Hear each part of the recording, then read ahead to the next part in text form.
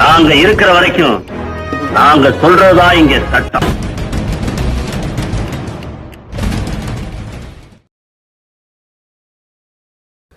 சட்டமைய உறவுகளுக்கு எனது அன்பார்ந்த வணக்கங்கள். இன்றைக்கி நம்ம பார்க்கக்கூடிய விஷயம், சேலத்தில் நேற்று பார்த்தீங்கன்னா குற்றவியல் நடுவர் அவர்களுக்கு பார்த்தீங்கன்னா ஒரு கத்தி குத்து விழுந்திருக்கு. அது என்ன, எதனால் அந்த ஒரு குற்றவியல் நடுவர் தாக்கப்பட்டாங்க, என்னென்ன பிரிவில் வழக்கு பதிவு பண்ணியிருக்காங்க அப்படின்ற ஒரு சில விஷயங்களை இன்றைக்கி நம்ம வீடியோவில் பார்க்க போகிறோம். தொடர்ந்து ஆதரவு கொடுங்க, சப்போர்ட் பண்ணுங்கள். இந்த வீடியோ பிடிச்சிருந்தால் லைக் பண்ணுங்கள், ஷேர் பண்ணுங்கள், சேனலை சப்ஸ்கிரைப் பண்ணிவிடுங்க. வாங்க வீடியோக்குள்ளே போவோம்.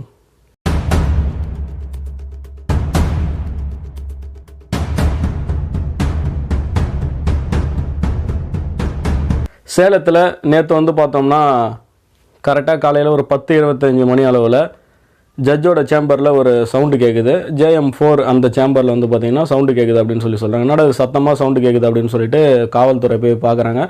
காவல்துறை போய் பார்க்குறப்ப அங்கே ஒரு நபர் பார்த்திங்கன்னா ஒரு கத்தி வச்சுக்கிட்டு நின்று இருக்கிறதா சொல்கிறாங்க. அது மட்டும் இல்லாமல் ஜட்ஜிக்கு லெஃப்ட் சைட் செஸ்ட்டில் ஒரு வெயிட்டான ஒரு கத்தி குத்து விழுந்திருக்கு அப்படின்றத சொல்கிறாங்க. அது மட்டும் இல்லாமல் அவர் உடம்புல 2-3 சிறு சிறு காயங்கள் இருக்குது அப்படின்னு சொல்லி காவல்துறை தரப்பில் சொல்லப்படுது. சரி, என்ன அங்கே பிரச்சனை நடந்தது அப்படின்னு சொல்லி பார்த்தா, பிரகாஷ் அப்படின்னு சொல்கிற ஒருத்தர் ஆஃபீஸ் அசிஸ்டண்ட். அவர் பார்த்தீங்கன்னா ஓமலூர் கோர்ட்லேருந்து சேலம் கோர்ட்டுக்கு ட்ரான்ஸ்ஃபர் ஆகி வந்திருக்காரு.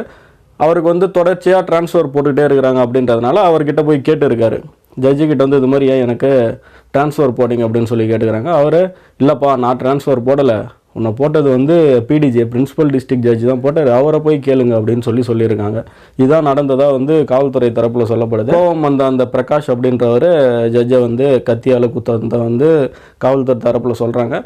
இதில் என்னென்ன பிரிவில் வழக்கு பதிவு பண்ணியிருக்காங்க அப்படின்னு சொல்லி பார்த்தோன்னா 307, அதாவது கொலை செய்ய முயற்சி செய்தல் அப்படின்னு சொல்லுவாங்க. குற்றம் நிரூபிக்கப்பட்டால் 10 வருடம் வரைக்கும் தண்டனை கொடுக்க முடியும். அதிகபட்சமாக லைஃப் வரைக்கும் இந்த ஒரு 307 கொடுக்கலாம் அப்படின்ற ஒரு விஷயத்தை தெரிஞ்சுக்கிட்டு நீதிபதிக்கு நீதிமன்றத்தில் பாதுகாப்பு இல்லை அப்படின்ற நிறைய விஷயங்கள் போயிட்டு இருக்கு.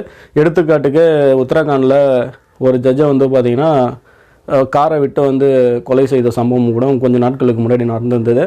அப்புறம் ரீசெண்டாக ரோகிணி கோர்ட் டெல்லியில் பார்த்திங்கன்னா துப்பாக்கிச்சூடு நடந்திருந்தது.